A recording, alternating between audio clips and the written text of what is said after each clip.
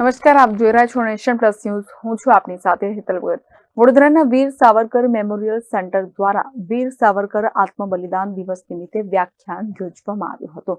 ભારતના સંરક્ષણ મંત્રાલયના મુખ્ય સલાહકાર અને પરમ વિશિષ્ટ સેવા ચંદ્રક વિજેતા લેફ્ટનન્ટ જનરલ વિનોદ ખંડારેએ રાષ્ટ્રીય શક્તિ અને સુરક્ષાના ક્ષેત્રમાં ભારતની સફર વિષય પર વ્યાખ્યાન આપ્યું છે.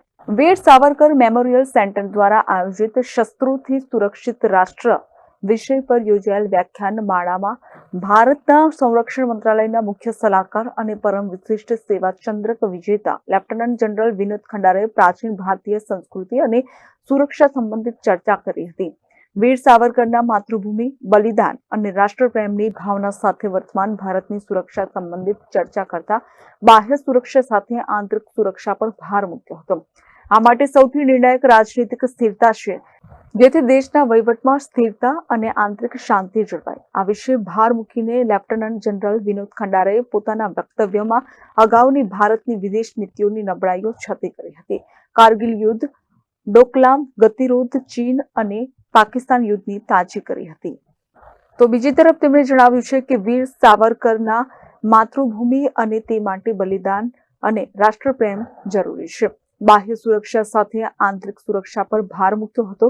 ઉપરાંત તેમણે પ્રાચીન ભારતની સિદ્ધિઓ અને સમસ્યાઓ વર્ણવી હતી.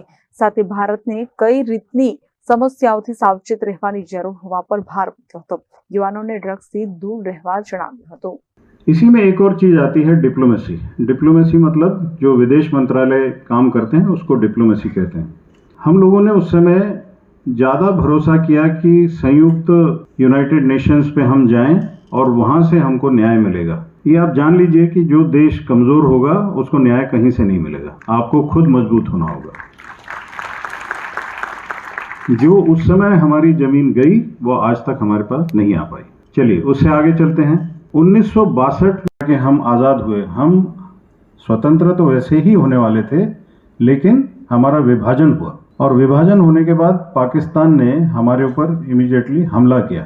उस हमले में जम्मू कश्मीर में काफ़ी हमारा इलाका गया, लेकिन देश की सुरक्षा में जो नई हमारी बिल्कुल नई भारतीय सेना थी, उसने काफ़ी मजबूती से अपना काम किया और जो लाइन है अखनूर, रजौरी, पुंछ, बारामूला, उरी, कुपवाड़ा, गुरेज, कारगिल, इसको मजबूती से हमने डिफेंड किया. अब बीच में सीज फायर हो गया, जिसकी वजह से हमारी सेना और आगे नहीं जा पाई. कि आज के इस लेक्चर में, व्याख्यान में मैंने सबको बताने की कोशिश की कि राष्ट्र प्रथम और हर तरीके के मेहनत से हमारे सबके एक साथ आने से हमारा राष्ट्र मजबूत होगा. उसको सुरक्षित रखना है.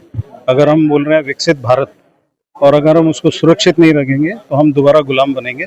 तो विकसित और सुरक्षित भारत, ये मान के चलिए. Bureau report, nation plus news, Vadodara.